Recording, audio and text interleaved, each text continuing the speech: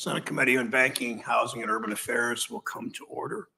Welcome, Chair Powell. Nice to have you back. Good to have you first this time of year. Ohioans know, Americans know that our economy fundamentally is not a fair playing field. Instead, we have a David and Goliath economy where the largest corporations use their power to funnel all the gains in the economy to the top, aided and abetted by too many people in this room. Corporations squeeze every last penny from Americans' pocketbooks and workers' paychecks. They don't even try to hide it anymore. The biggest corporations are charging more for less.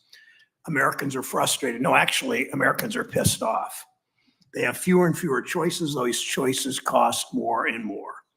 Keeping prices down is part of the Fed's mandate, but as many of us have made clear, the Fed's main tool to combat inflation, raising interest rates, does nothing to address the biggest causes of rising prices right now: corporate greed. Keeping rates too high for too long threatens workers' paychecks while keeping other costs high, particularly housing costs. Housing prices and rents continue to go up. It's no surprise that since the Fed began raising rates, the amount of income families need to qualify for a mortgage has nearly doubled. Homeownership has long been a bedrock of our middle class, but today fewer and fewer middle class families can afford to buy a home. Higher interest rates are making our country's housing supply shortage worse, not better. We need more housing construction of all types. Higher rates lead to the opposite, and particularly make it harder for multifamily construction to work financially. Higher interest rates make borrowing more expensive for working families, whether it's for a mortgage or a car or anything else. Most people don't have the luxury of paying for everything in cash. And for the millions of Americans feeling their budgets stretched by higher prices, taking on credit card debt to pay for groceries and other essentials has become an option of last resort. But as more people struggle to pay down their debts, credit card interest rates are reaching all-time highs. Last month, Director Chopra testified in front of this committee and explicitly stated that credit card issuers are charging higher rates far beyond what they need to cover their costs. Corporate greed rearing its head again. Banks are making record profits at the expense of cash-strapped Americans. Every month that the Fed keeps rates high, Mr. Chair, it costs Americans money by making it more expensive to buy a house and to borrow money. Higher borrowing costs stifle future economic growth, leading to fewer homes being built, leading to businesses making fewer investments in the economy, and eventually, if the Fed doesn't stop, leading to workers losing their jobs. As they set economic policy, I urge the Fed to weigh these trade-offs and remember whose jobs and futures are at stake. It's why I've worked with my colleagues to hold corporations accountable and will continue to do that. For instance, we fought to cap insulin prices for senior citizens. We'll continue to fight to extend this price cap on life-saving drugs for all Americans. And why my colleagues and I on this committee are working, it's why we're working to lower housing costs for more Americans. The Fed also continues its work to keep the banking system stable and ensure consumers' money is safe. Last year, the Fed and other bank regulators issued a proposal to update bank capital requirements, strong capital standards, and you've heard in this committee overwhelming support for strong capital standards. They're critical for the economy. It's our way of making sure that if Wall Street bets go poorly, which they often do, investors, executives, and shareholders should pay for it, not taxpayers. The biggest banks have spent obscene amounts of money attacking this Fed proposal. But you, the Fed, don't work for big banks. You work for the American people. Your concern should be developing capital rules that protect Americans' money, not protect bank CEOs' stock portfolios. The Fed needs to look past these shameless lobbying efforts and finalize a rule in the best interest of taxpayers. Another dangerous piece of the Wall Street business model that makes our banking system less safe is incentive-based compensation. This compensation model rewards risky behavior that enriches Wall Street executives in the short term, but makes banks more likely to fail. We saw the results of that model in 2008. We saw it again last year with the failure of Silicon Valley Bank and Signature. Other regulators have moved forward with a proposal to rein in these reckless incentives, but the rule, Mr. Chair, can't move forward without your and the Fed's moving on it. This rule is long overdue. The Fed must join this statutorily required effort as soon as possible. The Fed also has the important job of reviewing mergers and acquisitions between and among banks. Over the last several decades, we've seen the largest banks grow into massive, literally trillion-dollar companies, while thousands of small banks in rural communities in Northwest and Southeast Ohio, in small towns in those communities, in those areas, and all across America have disappeared. Consumers have lost trusted local banks. Small businesses have lost longtime reliable banking partners. Regulators like the Fed have the crucial job of guarding against mergers that reduce or eliminate competition and lead to bank closures or layoffs. I recently sent comment letters to the OCC and the FDIC on their current efforts. I expect the Fed to take the proper steps to ensure that its merger review process is robust and that it protects consumers and communities. Finally, Mr. Chair, you must ensure the Fed has high ethical standards. Fed officials should never again be able to profit from their positions by using confidential plans about Fed monetary policy and emergency programs to pad their investment portfolios. The board's latest update to its trading rules is simply not good enough. It still fails to establish the clear penalties needed for Federal Reserve officials who make investments in violation of the public trust. A rule with no consequences is really not much of a rule at all. The American people need to be able to trust that the Federal Reserve works for them in a time of deep cynicism that people have about the federal government overall. The American people need to know that officials aren't abusing their positions for personal gain. As chair, you have an important role to play to make sure our economy works for everyone, not just for Wall Street. The Fed's regional banks must do their part to hear from people and other stakeholders in their 12 districts to understand their needs. I look forward to hearing today how the Fed will balance its dual mandate, how it will protect Americans' money, how it will foster an economy that upholds the dignity of work. Senator Scott. Thank you, Mr. Chairman. Thank you, Chair Powell, for being with us this morning. Welcome back. Joe Biden broke this economy, and it's been very difficult to fix it. That's the bottom line. I want to start with the end in mind. Joe Biden broke our economy, and it is very difficult for anyone to fix it. Everyday families are struggling to put food on the table. Real wage growth is being eaten away by rising prices and runaway inflation. Think about the fact that for 52 consecutive weeks under Joe Biden, wages were eclipsed by inflation for 52 consecutive paychecks. I remember back in December 2020, in South Carolina, gas was $1.99 per gallon. Today, it's still $3.19 per gallon, a 50% increase in just a few years. So it's devastating to the average American family, particularly families like the one I grew up in, a single parent household mired in poverty. When you see your gas prices up 50%, your food up 30%, your cost of keeping your house cool or warm up 25%, it's not a challenge. It's not unfortunate. It's an absolute crisis. And too many households in America today are living paycheck to paycheck, and they fear the challenges that are coming our way, the headwinds brought to us by the Biden administration. Those headwinds, of course, are seen through the prism of inflation. Inflation hasn't been this high since the Jimmy Carter years, and that devastation is being felt and measured in households by too much month at the end of the money. And that devastation is real for the vast majority of Americans.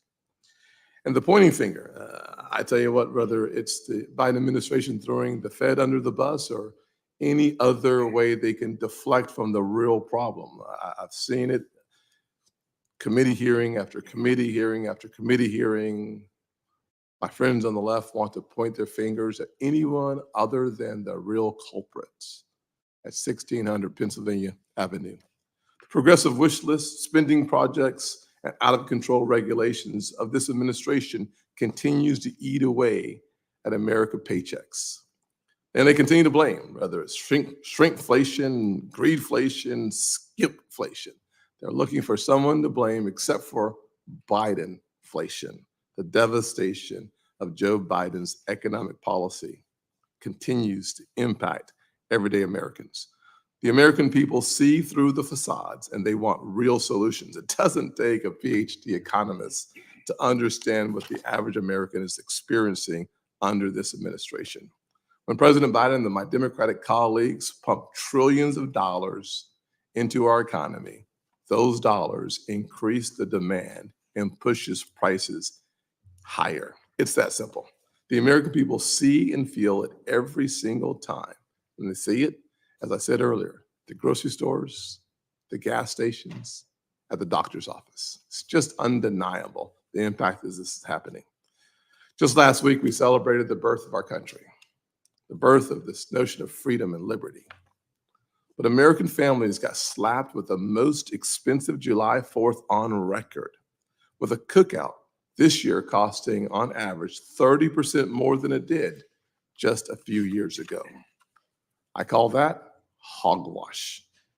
What's worse is that this administration doesn't want to learn a lesson in economics. Instead of reducing the push for more spending and more regulation, they only simply double down. Let's take, for example, the tens of billions of dollars of student loan forgiveness, constant new plans to forgive more money, regardless of the constitutionality of their decisions. So it's important to ask, who are these billions of dollars of forgiveness actually benefiting? Well, the answer is simple. This forgiveness scheme will result in debt relief for 750,000 individuals from households with an average income of $300,000 or more. And just don't forget the fact that the average American family has a household income around $74,000. So what we're doing with this unconstitutional student loan forgiveness is actually asking the median household of $74,000 per household to bear the burden of forgiving debt for students who live in households of over $300,000. And the actual cost of this, somewhere between $870 and $1 billion and $1.4 trillion. So why do I have to even ask the question? Why do we continue to punish American families struggling paycheck to paycheck with a new scheme to relieve households over $300,000 of student loan debt? Well, the answer is pretty simple. Politics. It's one way to buy vote after vote after vote for November's election. It's just hard to imagine. So while I appreciate your measured words outlining the Fed's work to cool inflation, I think it's past time we all recognize what is truly going on. Political pandering from the left. I strongly believe that our economy cannot handle any more of this wasteful spending. And if you disagree, I would love to hear your thoughts on that. But it's not just spending policies that stifle growth, it's also overregulation. And I can't think of a better example of overregulation than parking more capital on the sidelines through Basel III endgame. That proposal itself would cost millions of Americans their chance to own a home, start a small business, and have access to the credit and the capital necessary to make their American dreams come true. For those who are actually watching this hearing today on C-SPAN, Basel III capital requirements are like taking your star quarterback, Dak Prescott, and telling him to sit on the sidelines because he just might get injured during the season. It's just plain ridiculous. But these proposed capital requirements would just do that, forcing more money to the sidelines of the greatest economy on the planet and out of the hands of first-time home buyers, business owners, and folks trying to achieve the American dream. The stakes are high, and that is why we have to get this right. You've heard me say this a number of times, but it bears repeating. We need transparency in your rulemaking process as this normal proposal lacks any form of clear justification. Chairman Powell, it is essential that you, your fellow governors, and the other agencies join in this rulemaking, follow the law, do the homework, and then let the public check the work. And that's why I believe that it is absolutely necessary to have a complete re-proposal of Basel III Endgame. Give the stakeholders an opportunity to take a look at it and then recalibrate what is necessary going forward. Any increases in capital that are not quantitatively justified harm the American people who need it most. Our farmers, home buyers, small business owners need and deserve access to credit. Therefore, I'll repeat it one more time. You need to restore confidence in this rulemaking process, pull the existing proposal, and have a complete restart. And then, when the data has been analyzed and is available for the public scrutiny, reissue an appropriate proposed rule following the requirements of the APA. I look forward to your opening statement and having a chance to have a conversation afterwards. Thanks, Senator Scott. Mr. Chair, welcome. Thank you for your service and for your testimony today. Please proceed. Chairman Brown, Ranking Member Scott, and other members of the committee, I appreciate the opportunity to present the Federal Reserve's Semiannual Monetary Policy Report. The Federal Reserve remains squarely focused on our dual mandate to promote maximum employment and stable prices for the benefit of the American people. Over the past 2 years, the economy has made considerable progress toward the Fed's 2% inflation goal, and labor market conditions have cooled while remaining strong. Reflecting these developments, the risks to achieving our employment and inflation goals are coming into better balance. I will review the current economic situation before turning to monetary policy. Recent indicators suggest that the U.S. economy continues to expand at a solid pace. Gross domestic product growth appears to have moderated in the first half of this year, following impressive strength in the second half of last year. Private domestic demand remains robust, however, with slower but still solid increases in consumer spending.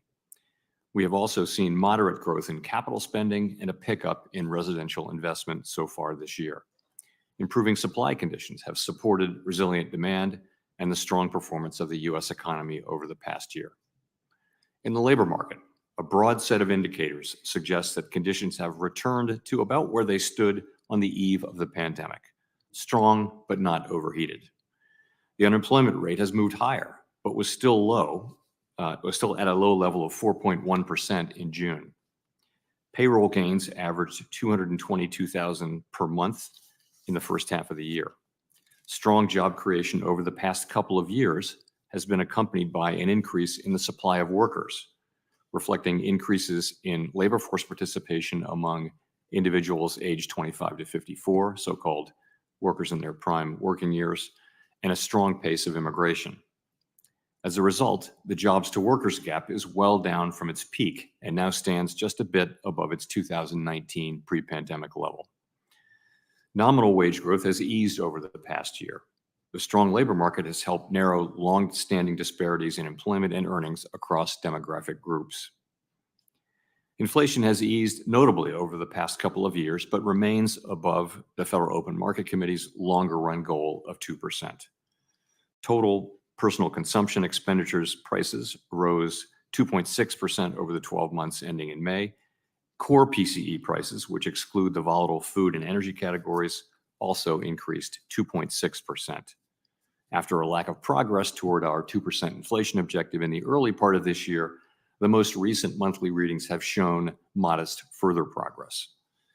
Longer-term inflation expectations appear to remain well anchored, as reflected in a broad range of surveys of households, businesses, and forecasters, as well as measures from financial markets. Our monetary policy actions are guided by our dual mandate to promote maximum employment and stable prices for the American people. In support of these goals, the committee has maintained the target range for the federal funds rate at 5.25% to 5.5% since last July, after having tightened the stance of monetary policy significantly over the previous year and a half. We've also continued to reduce our securities holdings. At our May meeting, we decided to slow the pace of balance sheet runoff starting in June, consistent with the plans released previously. A restrictive monetary policy stance is helping to bring demand and supply conditions into better balance and to put downward pressure on inflation. The committee has stated that we do not expect it will be appropriate to reduce the target range for the federal funds rate until we have gained greater confidence that inflation is moving sustainably toward 2%. Incoming data for the first quarter of this year did not support such greater confidence. The most recent inflation readings, however, have shown some modest further progress, and more good data would strengthen our confidence that inflation is moving sustainably toward 2%. We continue to make decisions meeting by meeting. We know that reducing policy restraint too soon or too much could stall or even reverse the progress that we've seen on inflation. At the same time, in light of the progress we've made both in lowering inflation and in cooling the labor market over the past 2 years, elevated inflation is not the only risk we face. Reducing policy restraint too late or too little could unduly weaken economic activity and employment. In considering adjustments to the target range for the federal funds rate, the committee will continue its practice of carefully assessing incoming data and their implications for the evolving outlook, the balance of risks, and the appropriate path of monetary policy. Congress has entrusted the Federal Reserve with operational independence that is needed to take a longer-term perspective in the pursuit of our dual mandate of maximum employment and stable prices. We remain committed to bringing inflation back down to our 2% goal and to keeping longer-term inflation expectations well anchored. Restoring price stability is essential to achieving maximum employment and stable prices over the long run. Our success in delivering on those goals matters to all Americans.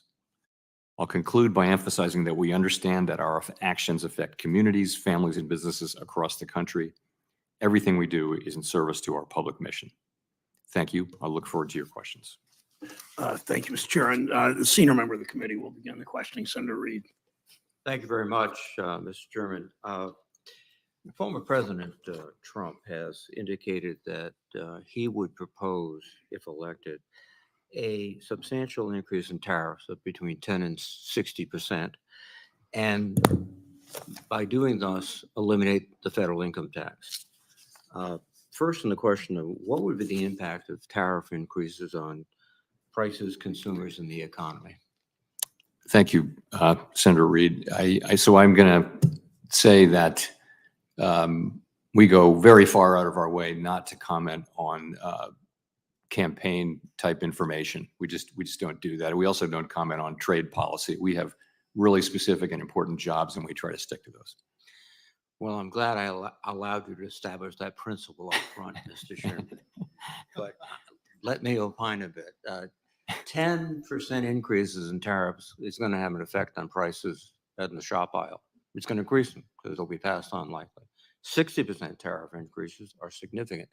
And in fact, I've been told that to replace the income tax, you would have to raise tariffs across the board 70% to make up for the loss of the income tax, which would, I think, create huge economic problems. I respect your impartiality and your neutrality, but the numbers don't seem to add up to anything that would help the country. Let me switch to something else that might be more within your line of response. You said in your opening statement that the labor markets appear to be in a better balance. And that's one of the key factors to judge whether interest rates can be raised. I must say I'm concerned a bit that we're not on a very faster track to decreasing interest rates from the Fed, and because of the better balance you cite. Could you comment on that, Mr. Chairman? Sure. So the most recent labor market data do send, to your point, a pretty clear signal that labor market conditions have cooled considerably compared to where they were 2 years ago. This is no longer an overheated economy. This is an economy, as I mentioned in my opening remarks, that is more or less back by most measures to where it was before the pandemic. And that was a strong labor market, but it was not an overheated labor market. So I think the upshot of that really is that we're well aware that we now face two-sided risks and have for some time. But now the labor market appears to be fully back in balance. We know that if we move too quickly, we risk, unnecessarily hampering economic activity and possibly interfering with the ongoing expansion. We know that if we move too slowly, that we may undo the good we've done. Well, actually, it's the other way. If we loosen policy too late or too little, we could hurt economic activity. If we loosen policy too much or too soon, then we could undermine the progress on inflation. So we're very much balancing those two risks, and that's really the essence of what we're thinking about these days.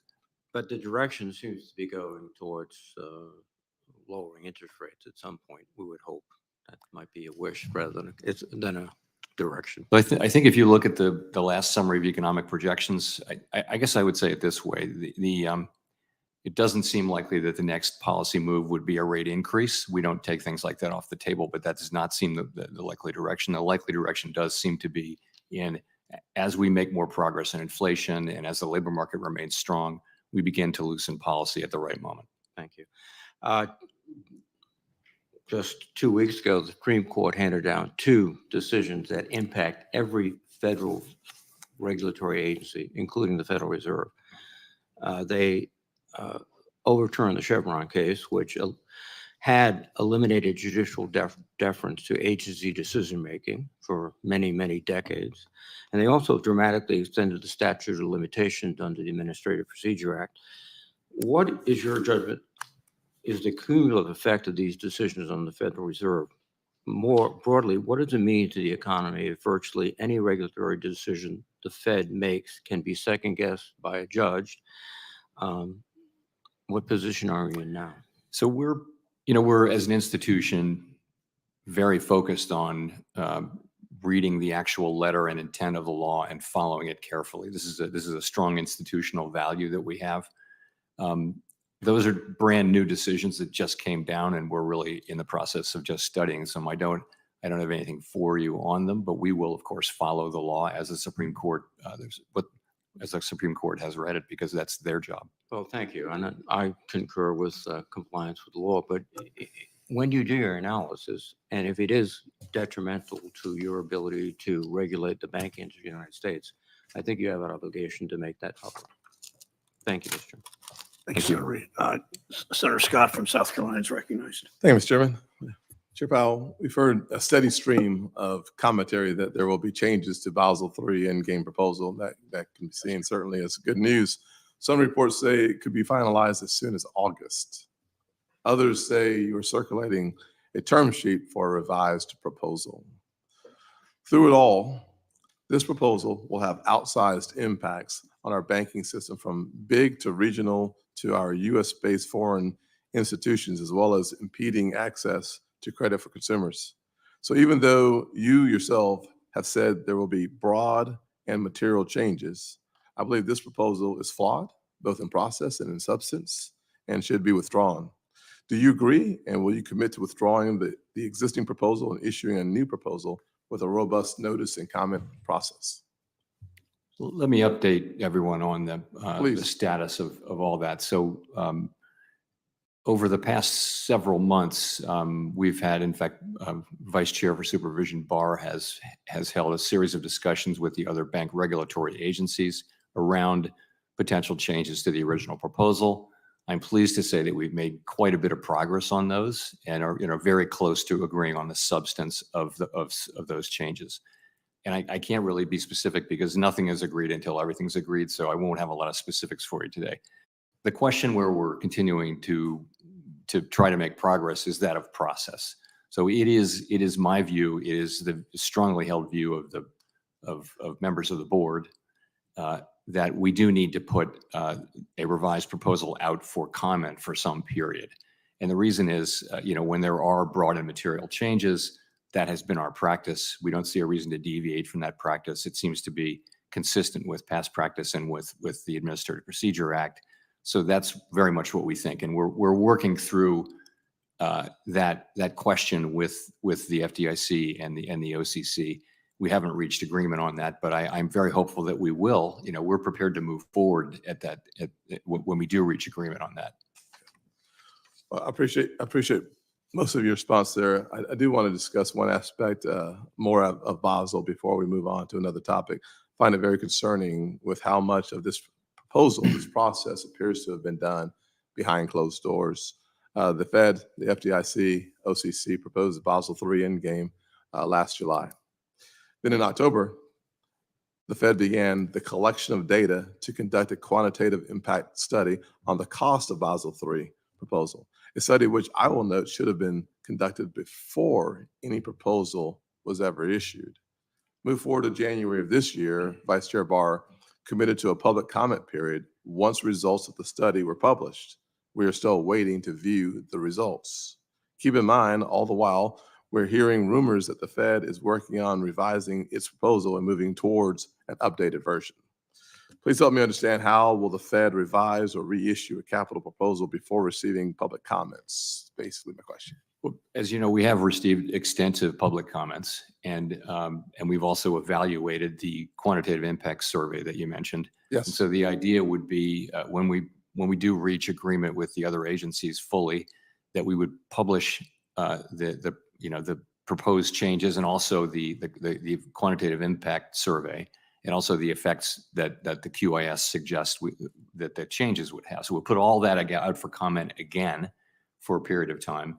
And then, having had yet another round of comment, and we can then move toward finalizing. That's basically the broad strokes of how I would see this moving forward. And how long do you see that opportunity for public comments? So it would be meaningful. I mean, it might be 60 days. We don't need to it doesn't need to be a long one. But, before we do that, there's a lot of work that needs to take place, before you actually put out the revised proposal. Quite a bit of work. So it will take some time, and then we would put it out, and then there would be, I'm just taking that number, 60 days of comment, and then we would get the comments back, and there would be another period of evaluating the comments, and only then would you go final. So there are a number of steps here. Yeah, thank you. Well, just final point as I'm running out of time here. I think Senator Reid made the comment about the Chevron case and the impact that it could have, certainly curtailing, from my perspective, the regulatory state.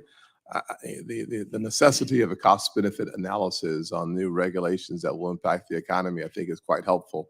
In the 1,000+ pages of Basel III, I think there were about 20 pages that reflected some kind of cost-benefit analysis approach. I really hope that we see more of that going forward. Thank you. Senator Tester from Montana is recognized. Well, thank you, Mr. Chairman. Thank you for the courtesy. Chairman Powell, good to see you here today. Appreciate your work. Look, regardless of where I go in the state of Montana, housing is a big issue, whether it's Billings or Butte or Bozeman or Busby or Big Sandy, it doesn't matter. Larger towns to medium-sized towns to small towns, housing is a huge issue. And I think it's a huge issue all over the country, and correct me if I'm not correct in that. And I was wondering how the housing challenges fit into the overall economic picture that you're seeing. So we do pay a lot of attention, and I would agree with you. We have significant housing issues in the country, and we had them before the pandemic. Certainly, the pandemic has created new distortions, and monetary policy works through interest-sensitive spending. There is no more interest-sensitive spending than buying a house and having a mortgage. So, for sure, our tighter policy is having an effect on economic activity in the housing sector. But I would also say the best thing we can do for housing is to succeed in getting inflation down to 2% on a sustainable basis, so that rates can come down, so that the housing market can get back to what was the pre-pandemic normal, which is to say still a housing shortage, but not dealing with the kinds of specific things we're dealing with now. So let me drill down a little bit. I'm speaking not necessarily from a housing cost interest, and you're correct on the things you just brought up. I'm speaking more from a standpoint of economic growth, and that there are plenty of small businesses, schools, hospitals, Main Street businesses that can't hire people, they can't expand because there simply is no place for them to live. How does that fit into your economic outlook metrics? Because I think it's from my perspective at least, I think it's limiting the opportunity for expansion. It's limiting the opportunity for entrepreneurs, just business startups. And does that fit into the economic picture that you look at? So our mandate is for stable prices and maximum employment. And again, I think for housing supply, the best thing we can do is get inflation under control so that rates can come back down, so that we can have a more normalized set of rates and a more normalized housing system. But I think policies to increase housing supply are really not so much in the hands of the Fed, they're in the hands of legislatures, state and federal. Do you believe that if we were to put forth some housing incentives, whatever they may be, that could have if those incentives resulted in more affordable workforce housing on the market, that would have positive impacts on the economy? These are questions for you, but I would say this, that I'm aware that housing is in short supply, and that for many it's a critical need for the workforce. Okay. And so more of it is better. But as to where the fiscal policy how you should prioritize that, that's not up to us. Look, I want to talk about the independence of the Fed for a second, because I know that you are a strong supporter of independence, as am I. And political influence, I don't think, helps with monetary policy in the country. And so give me your perspective, at least, on why the central bank independence is so critically important. Thank you. I'd be glad to. So essentially all advanced economies have adopted a policy of central bank and operational independence. And that just means that we make our decisions, we're instructed to make them without taking in extraneous factors, one of which would be politics. And the record is pretty clear that that's a good it's a good institutional arrangement that serves the public well. And we just want to stress, as we do periodically, that this is an institutional choice that we make as a country, and that as long as it's seen to serve the public well, it's a good choice. We think so. Okay, on advanced economies, there's some that talk about the economy of this country not being in very good shape. From your perspective, tell me how the economy of this country is doing compared to other advanced economies that have central banks. So I'm in lots and lots of international discussions as part of my job. And the story for the last 2 years has been just how exceptional the performance of the U.S. economy has been. And that's not a secret. Clearly the U.S. economy has performed very well compared to sort of our advanced economy colleagues. Is there any country in the world with a central bank, any advanced economy that's performing better? Better as a central bank? Any economy that's an advanced economy that has a central bank that performs better than us? None comes to mind. As I think of the majors, the answer would be no. Okay, thank you. Thanks, Senator Tester. Senator Rounds of South Dakota is recognized. Thank you, Mr. Chairman. Mr. Chairman, first of all, thanks for coming in again and visiting with us. I just want to focus on two specific items, and I'm going to start with the Basel III endgame discussion. I think Senator Scott did an excellent job of kind of laying out the concerns that many of us have had with it. I would like to go back into just one particular issue, which I think a lot of folks out there that follow this, and I know it's technical in nature, but let me just ask a specific question and you can kind of pick it apart for me, please. Both you and Vice Chair Barr have confirmed that there will be material changes to every risk type outlined in the proposal. Since there will be significant changes, do you believe where the agencies have landed now would be considered a logical outgrowth of the original proposal from last summer? For those people who are not familiar with, that's the legal test for that turns out to be if it's a logical outgrowth. If it's not a logical outgrowth, that would legally require a reproposal. And I don't want to make the legal judgment. I will just say again, from my standpoint, my view and strongly held view of some of my colleagues on the board is that it will be appropriate for us to put out the changes again for a period of comment, just because it's the right thing to do. It's what we would do typically in a situation where there are material changes to a proposal. Do you feel that you have a consensus in the board to allow that to move forward in terms of an additional comment period? Yes, but of course we have to get the FDIC and the OCC, we're in discussions with them to work on something that would meet that need. And we have to get their agreement too. Assuming it sounds like that's the path that you would like to go down. Yes. If that were the case, would it be fair to say that we'd probably be looking at final determinations or recommendations for a Basel III endgame proposal probably into next year before it would become anything of a final determination? I think that may be right. It's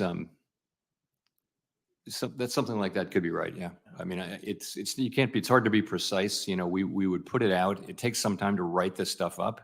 Then you put it out for comment. Then you get the comments. Then you read the comments. Then you write the final rule. Beginning part of next year is a good guesstimate. The only reason why I push is because there are so many folks directly involved with this and the impact on our economy here and with a lot of our financial institutions. This is a significant change, and it's one that a lot of people are following. So I'm trying to get you to get into the depth of this as much as possible, and I thank you for that. I'd also want to go into one other area, and once again, this is something that you and I have had visits about in front of this group before, but I want to talk about what the parts of inflation are and what parts you can control and what parts, as the Fed, you really can't control. The demand side of the equation on inflation is the part that you have the tools to work with. But there is the supply side of the equation, which is still out there. And I want to just lay this out because as we do this in this setting, it naturally becomes political in nature because one of the starting points that we talk about is when this administration took office and what happens with supply side issues at that time. And as I work my way through this, I just want to share the concern that I've got. And then I recognize you don't want to be political in it, but I want to lay this out. And then I want to talk about what you can control and what you can't control with regard to making changes on inflation through the processes that you have. When President Biden took office, gasoline prices, since President Biden took office, gasoline prices have risen over 54%. Energy prices have risen 41%. Fuel oil prices have risen 37%. Now, I can go on, but you understand what I'm saying is energy has increased substantially. And I think one of the reasons for this has been additional demand as we've come out of a pandemic. But the other part of this has been whether or not investors really want to go back in and invest in traditional energy resources after the president made the specific determination to cancel the Keystone XL pipeline on the day that he stepped into office. When he did that, he sent one heck of a message to investors about traditional energy and investing in traditional energy in the United States, and the fact that a multi-billion-dollar contract or contract could be canceled with the stroke of a pen. Now, my question to you is, what percent, or has there been a discussion about what percent or what amount of the inflation that we've seen, over 20% increase in terms of affordability for a lot of our products, how much of that is attributable to the demand side and how much of it really is attributable to supply side challenges that we've seen in this country? That's a question that we've thought about a lot, and any attempt to reduce that to a precise number would be inappropriate because it's so uncertain. But I think we can say, I believe strongly, there's a significant demand element and there's a significant supply element. And we've seen the supply side heal so much over the course of the last year or so, and we clearly see that that's contributing to lower inflation. We also see cooling demand, for example, in the labor market. So the two forces are working together. I can't really break it down. It would be such an imprecise estimate. Just simply an acknowledgement, though, that it is both demand. It's both. It's definitely and both. it is supply. It is both. Yeah, Thank for you. sure. Thank you, Mr. Chairman. My time has expired. Chair Powell, unemployment has risen by 0.5 percentage point over the past year. The number of job openings has dropped almost 50%. The hiring and quit rates are now below pre-pandemic levels. I'm concerned that if the Fed waits too long to lower rates, the Fed could undo the progress we've made on creating good paying jobs. Full employment is part of the mandate, as you say over and over. How are you assessing the risks of higher interest rates in the labor market? So I completely agree with your characterization. The latest data do show that we've had considerable cooling in the labor market. And we're very much aware that we have two-sided risks now, as I mentioned earlier. And we're determined to balance those as best we can. We want to see more good inflation data. And we also want to continue to see a strong labor market. And those two things are equal under the law. We have this challenging thing to balance them, but we're very much conscious that that is our job, and we're trying to do that. Well, and you know that if unemployment trends upward, you must act immediately to protect Americans' jobs. Workers have too much to lose if the Fed overshoots inflation target and causes a completely unnecessary recession. We will say that over and over and over again. I think you understand that. Housing, higher interest rates are making housing more unaffordable. Higher rates are supposed to lower cost, yet housing prices continue to soar. By keeping rates high, the Fed ignores the economic reality of the millions of Americans struggling to make ends meet and get ahead. Let me ask you 3 quick yes or no questions, if you would answer that way. Since late 2022, when the Fed began raising rates, has the volume of housing sales decreased? I believe it has, yes. Since late 2022, has the median home price increased?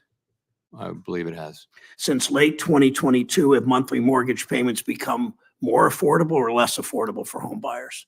Less affordable. Okay, thank you. In short, despite housing sales declining, the median price for a single family home has increased by nearly $20,000. People are spending a greater share of their income in mortgage payments. So in some higher rates, it's clear from your answers and data, it's clear higher rates are not bringing down housing costs. The cost of home ownership is only going up. Let me shift to the synopsis.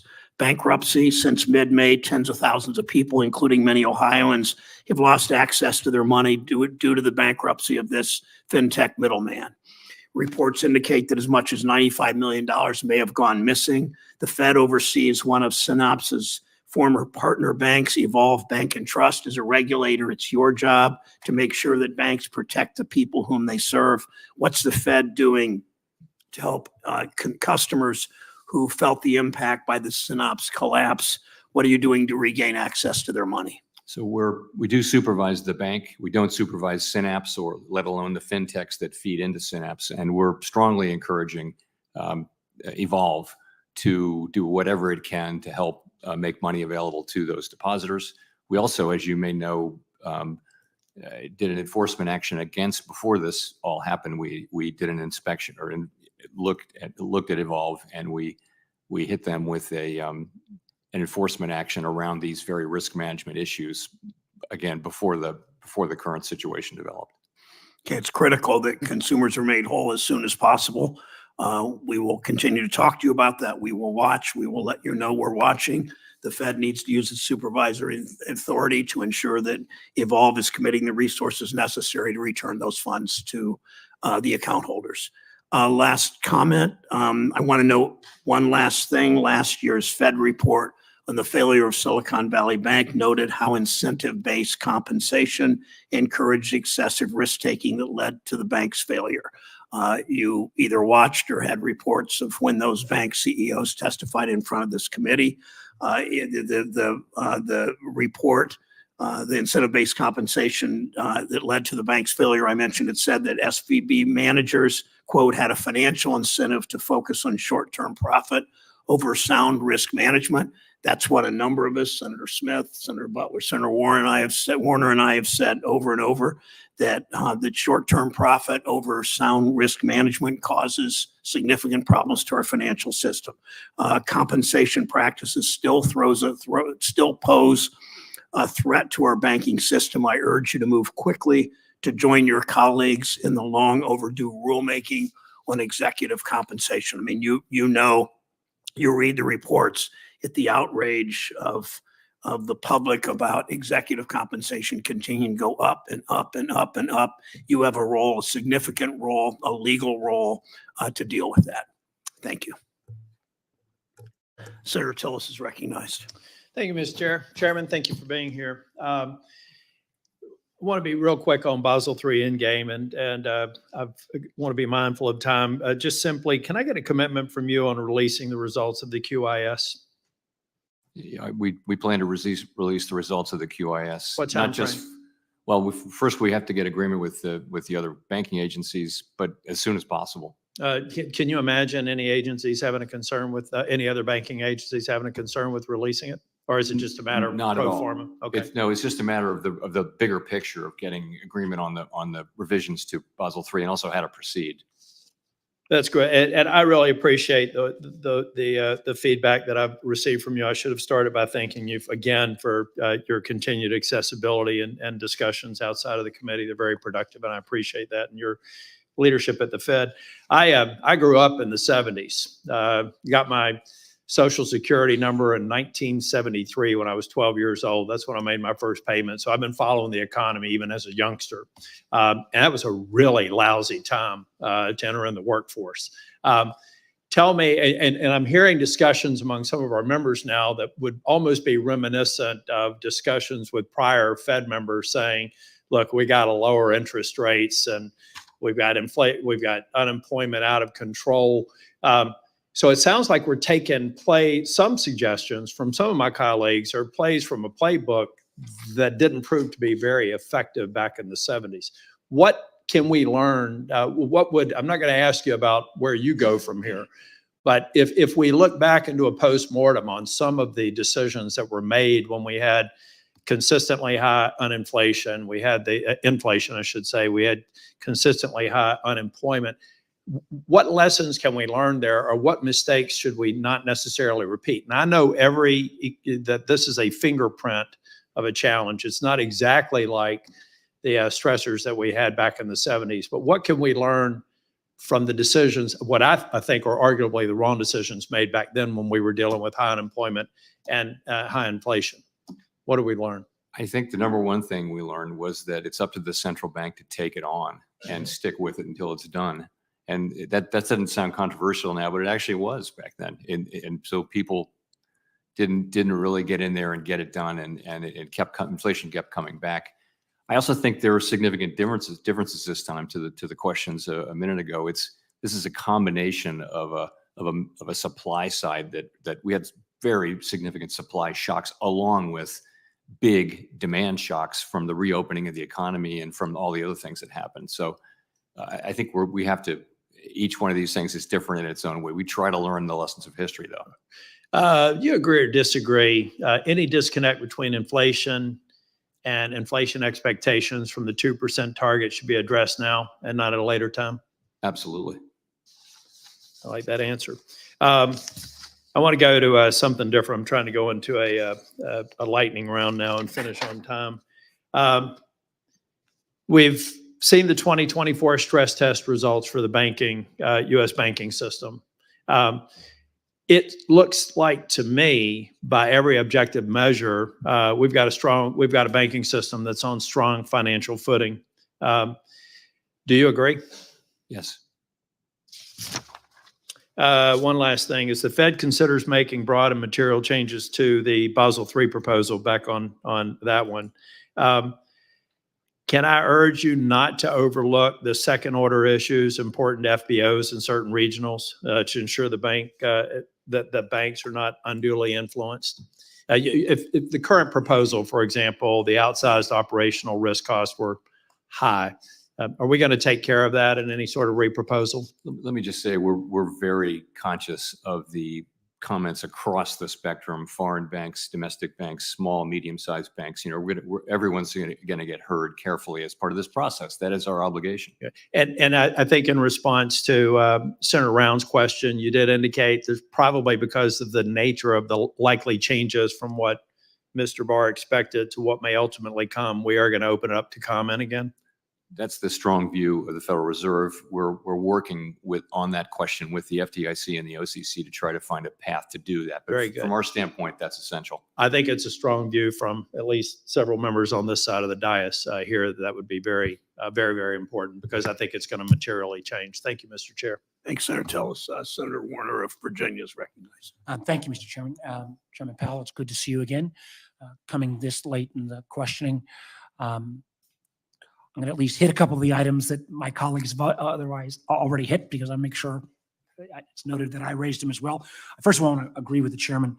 I probably hear more on housing and housing affordability than any other issue. And I agree with the chairman. And I know we've discussed this around a rate cut, and I understand most of your answer, but I still want to add my 2 cents here. We've got to find a way to start bringing mortgage rates down and let people get, unlock that housing market. And again, we've discussed the rate cut issue, and I know you've got to navigate that, but I hope it's sooner than later. I will not recap what I've done in the last couple hearings with you, but I do think the discount window proposal that I've gotten, that I know you're working on, before we think about additional regulations, and we do need in some cases, I think the discount window is an underused tool, was one of the original tools for the Fed. A lot of my colleagues have talked about quantitative easing, Basel III Endgame. I do hope when we get the revisions that we'll see the quantitative analysis that, again, Senator Tillis already raised and other colleagues have raised. I also hope that one of the questions I raised in my March letter to you was, making sure any new regulatory structure, how it intersects with existing regulatory structure in terms of market risk, credit risk. And I, again, hope that we will have that as the revisions come out. I think one of the things that this debate around Basel III raised was that it is, my understanding at least, looked at, you may be all looking at revisions to liquidity standards as well, and wanted to see what you could say about that and whether that part of those standards are under review and what your thinking is. Yeah, and I think that actually connects to the Silicon Valley Bank questions as well, where I think there seems to be a need to update assumptions about liquidity, and that's a separate proposal that we're also working on, and very important. I think we saw how fast that run was. It was just exponentially faster than prior runs. That's the new world, and that's some estimate of what that world is baked into things like the liquidity coverage ratio, for example. Right, and wasn't that the case? If you had 25 cents on every depository dollar leave in 6 hours, no matter what the capital standards are. Yeah. And one of the things, I guess, there was a lot of talk after SVB that we need to think about internet-driven runs. A lot of us raised concerns. Candidly, I'm not sure I've heard any good proposals. So whether it comes from you guys or from folks listening, how we think about this new internet-driven world. And frankly, I think some of the irresponsible behavior by some of the folks that were major depositors in SVB, who in many ways shouted fire in the crowded theater, and we've not seen any action there. So I would welcome additional ideas as well. And that kind of brings me to my last questions around supervisory reform. I know the GAO criticized the Fed's supervisory procedures in the role they played in the 2023 failures. It is a whole brand new world. Are we going to look at, will your changes to supervisory standards be comprehensive? Will they be one-off? How do you think about that in light of the GAO report, and also in light of just the SVB and the few of the other failures we saw last year? Vice Chair Barr who's Vice Chair for Supervision, is leading a process of looking at the way we supervise banks and thinking about how we can be faster where it's appropriate, more forceful where it's appropriate. And I think, they've taken a pretty deep dive and tried to learn these lessons and then implement them in a way that is appropriate. So that's a big project going on at the Fed right now, which really Vice Chair for Supervision leads. I think I remember lots of conversations with the chairman, with you, with the FDIC in that Thursday through Sunday. And I think the solution you guys came up with, the administration came up with by Sunday night, was a good one, but they were a pretty scary 3 or 4 days there. And it did seem like the process, I don't know completely how you get fully ahead of that. But I firmly believe that there should have been a clearer early warning system, and trying to make sure that we wouldn't be in that kind of crisis situation going forward. And again, I would strongly encourage any additional thoughts on this technology risk and how we get that right. Thank you, Mr. Chairman. Thank you. Thanks in order. Senator Kennedy of Louisiana is recognized. Thank you, Mr. Chairman. Mr. Chairman, our economy is slowing, is it not? Yes, although still growing at a solid pace. Our unemployment rate is rising, is it not? Yes, it is, although the labor market is still strong. Our labor market is slowing, is it not? Yes, but I'd say unemployment is still, is still low by historical standards. But yes, it is. We've seen cooling. Yes. And I was looking at the recent jobs numbers. I know you've glanced at them too. About 3/4 of the net new jobs that were created in June were in government, healthcare, and social assistance. What does that tell you? So that's a concentration. You'd rather see broader job creation than that. Those three areas have, in some reports, they've been, as it was this time, they've been the predominant creators of jobs. That tells you that job creation is becoming less broad in the economy and it's narrowing. It tells you that government's creating those jobs, doesn't it? Well, it's government. It's also in-person services. It's also Well, some of it's government. Manufacturing's been flat. Yes, manufacturing's not creating a lot of new jobs these days. Information technology shed jobs over the past 2 years, hasn't it? I don't know. Leisure and hospitality jobs have slowed to almost a trickle. So that's a place where there was a desperate worker shortage, and they've done quite a bit of hiring, but they're catching up now. I mean, three-quarters of the jobs that are being created in our economy can be related directly or indirectly to our spending deficits, can't they? In this report, in this single report, I don't know that healthcare is really government spending. I mean, that's something people are Where do you consuming. think these hospitals get their money? They may get it, but I mean, people are not. The spending on healthcare is not necessarily directly related to deficits. Is my point. I would disagree with you. I mean, here's my point. We talk a lot about expectations in terms of inflation. How if we expect there to be inflation, we'll get inflation. It seems to me that consumer expectations play a bigger role in the economy than we cede to them. Most of our economy in America is consumer driven, is it not? Yes, Unlike, say, China, which is manufacturing driven. very much so. And I listened to you cite the statistics about the economy, but most Americans don't feel good about the economy, do they? No, and we don't tell people how to feel about the economy. I mean, isn't it a fact that most people, if you ask them to define Bidenomics, they would say that's easy. We get to pay more to live worse.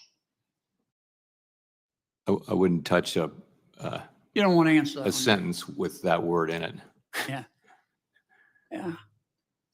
I mean, we can pretty this up all I guess my point is, and I know you're going to do this anyway, but I'd be really careful with this economy.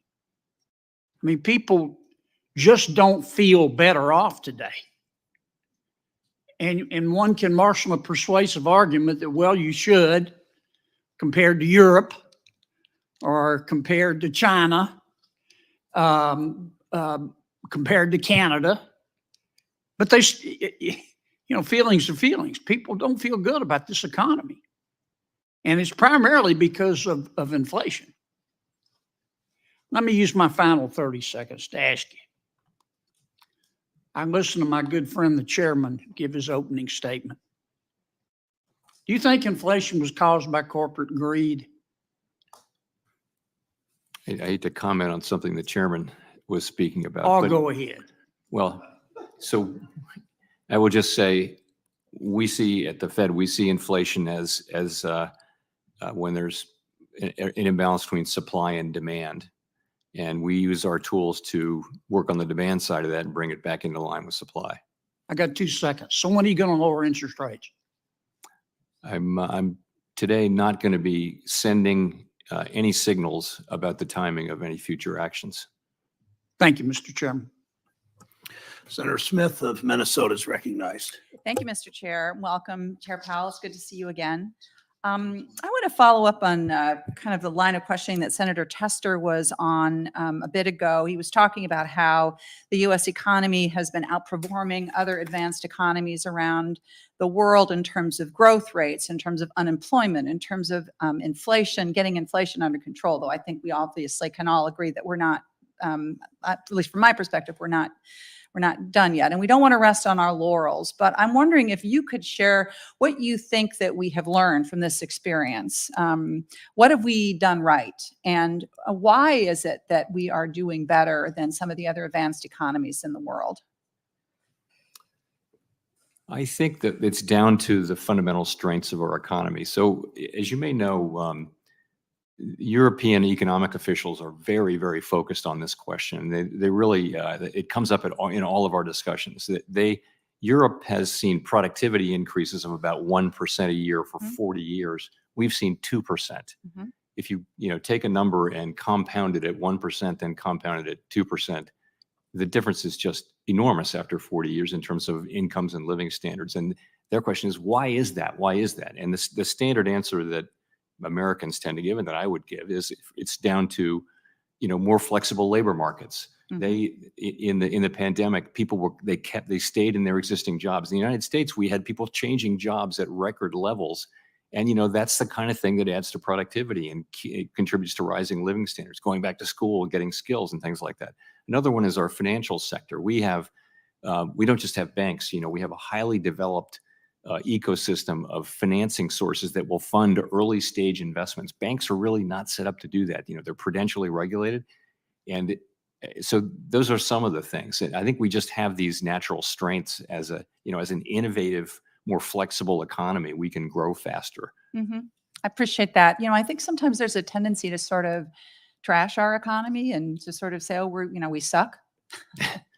And actually, I think that there's great resilience in our economy. I would argue that it has also to do a lot with the incredible resilience of our workers and their creativity and their talent and the training and the education that they have.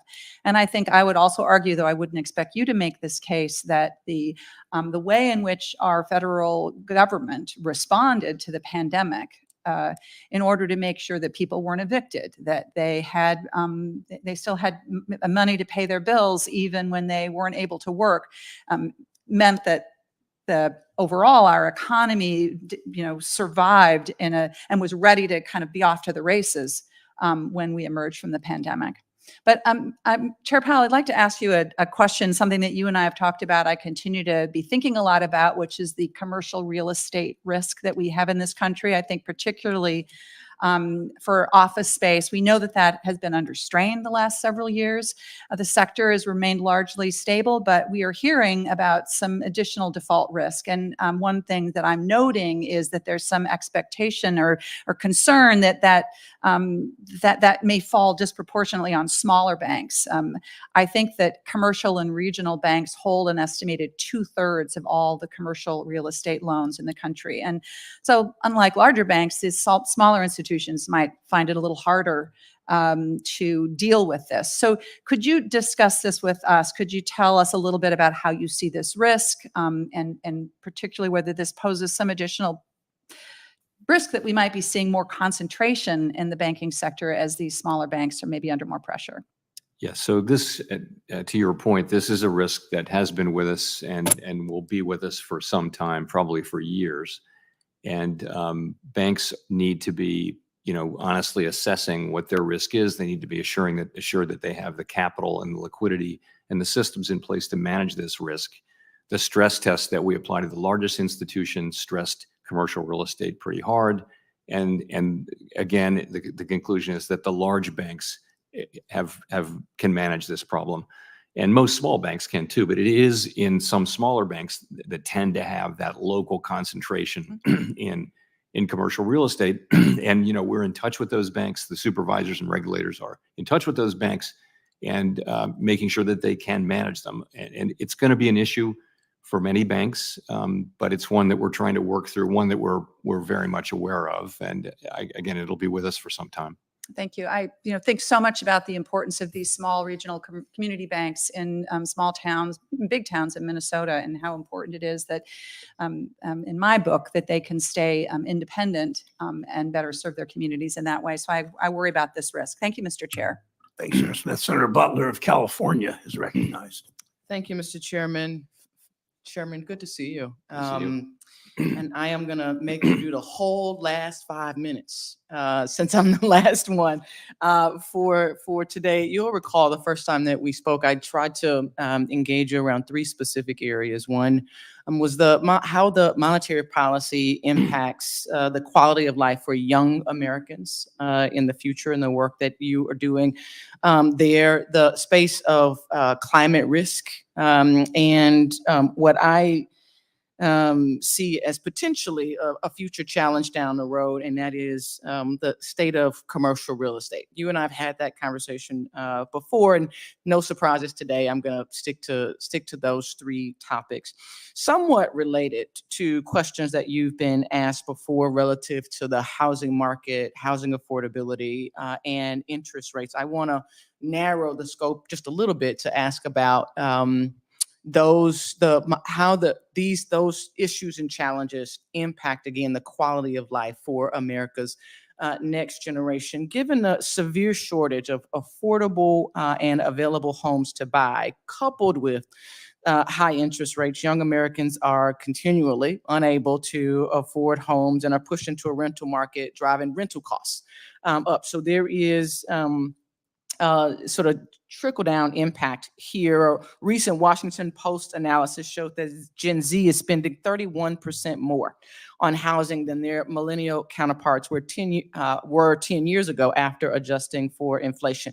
How do you view, that was a long lead in to just ask the question, how do you envision or view the interest rates of today and the monetary balancing, policy balancing that the Fed is doing on contributing to the future generation predicament if we are to extrapolate the conditions of today?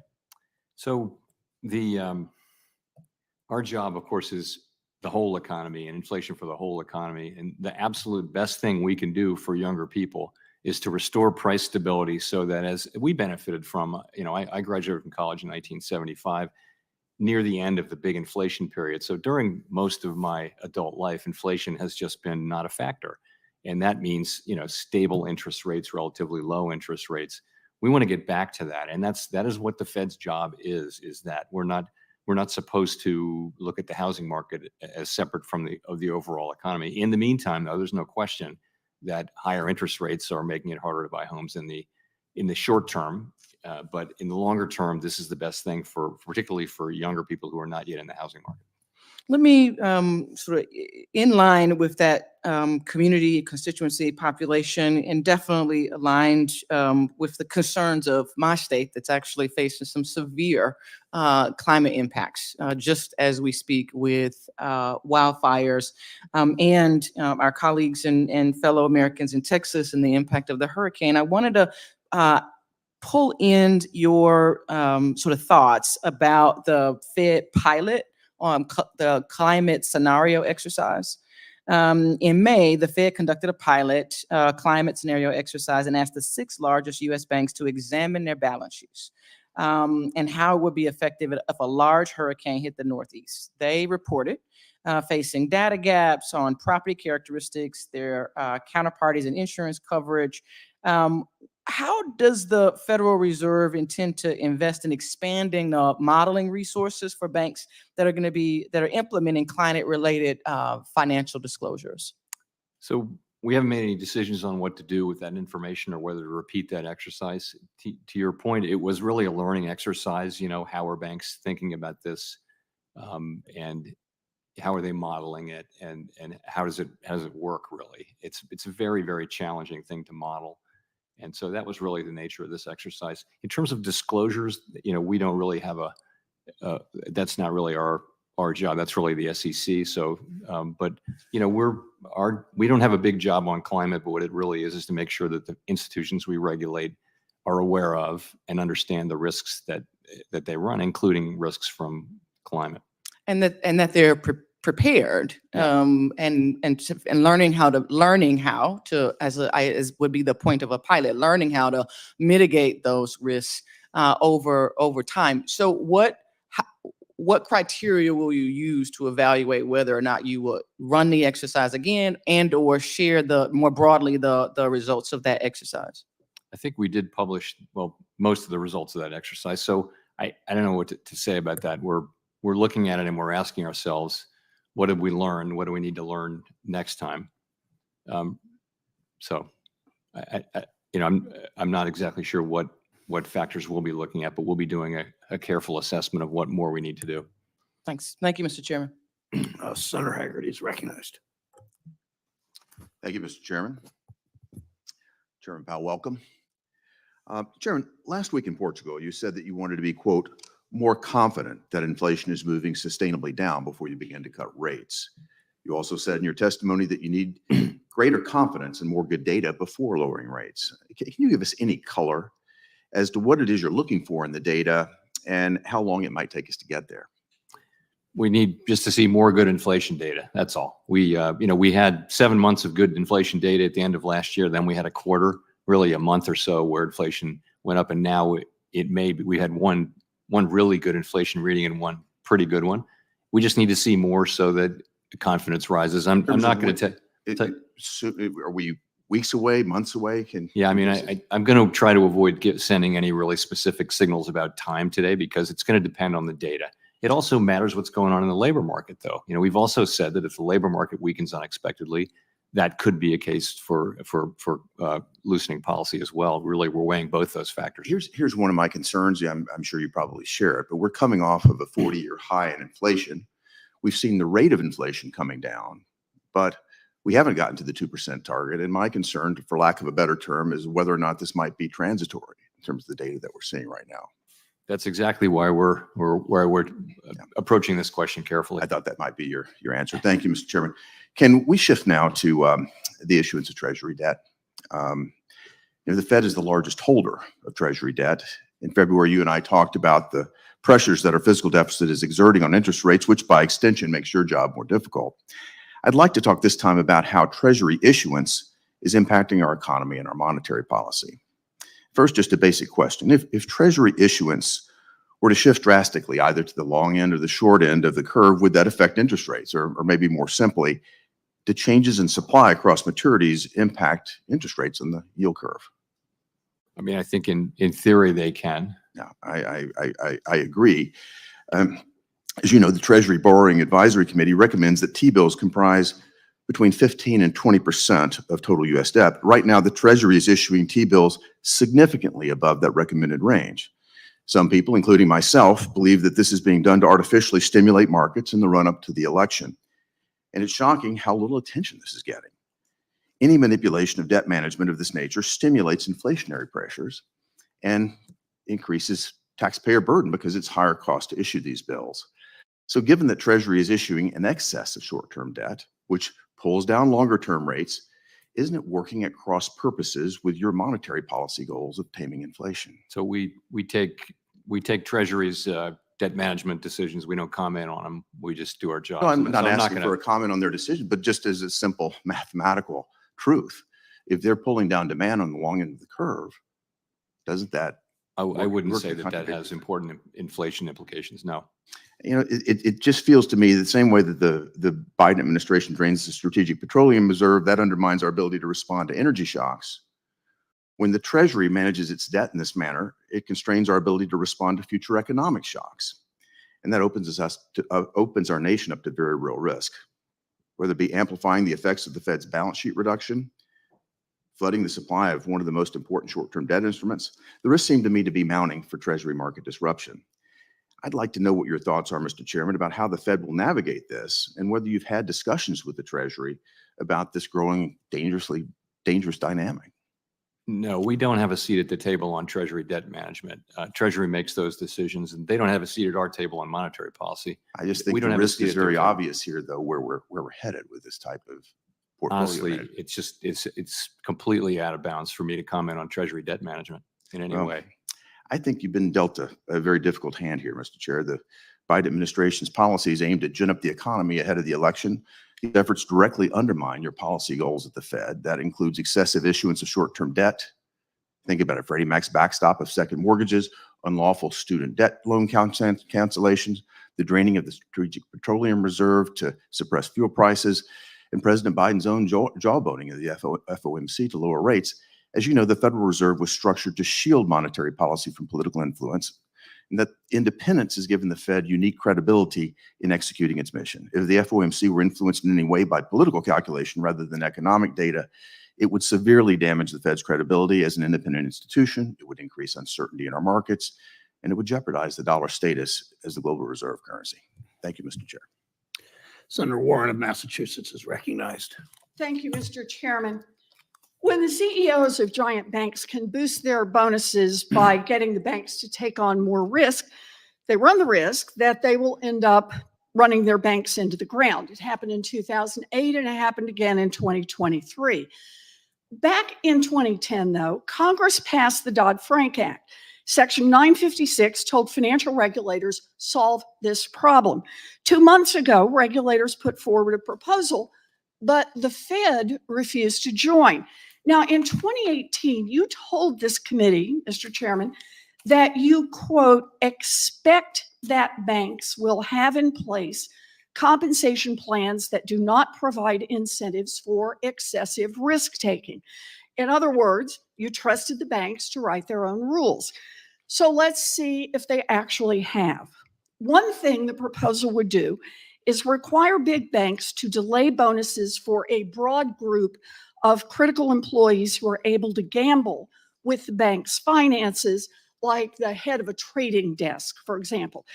Chair Powell, in the 6.5 years since you said trust the banks to regulate themselves, how many of the 10 biggest banks have put policies in place to delay annual bonuses for this broader group of critical employees whose risk-taking could endanger the bank?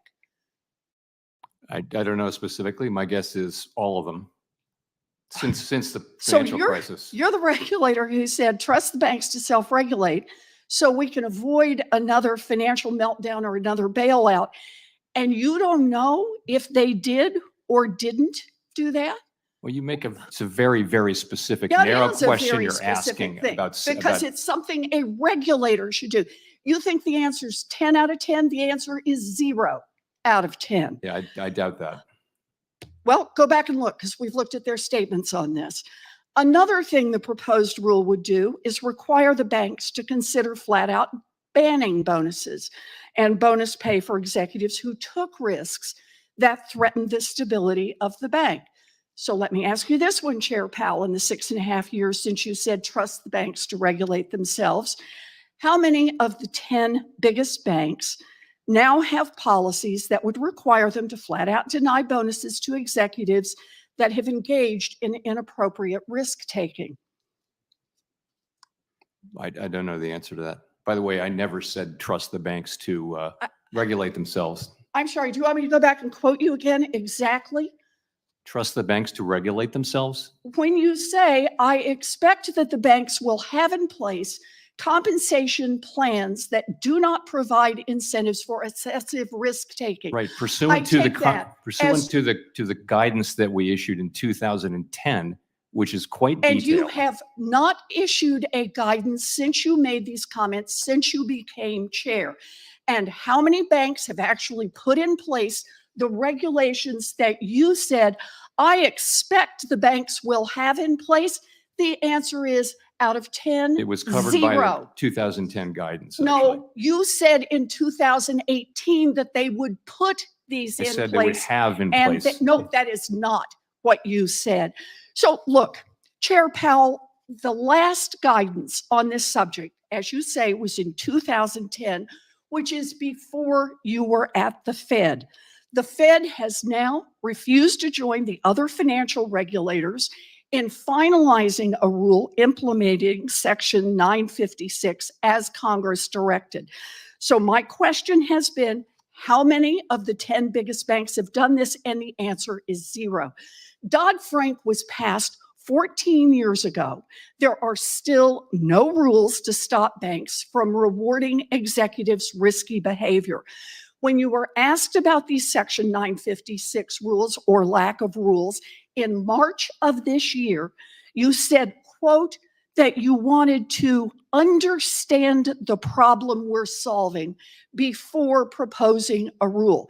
Chair Powell, the law does not say Jerome Powell, in his infinite wisdom, should decide if we have a problem with executive compensation.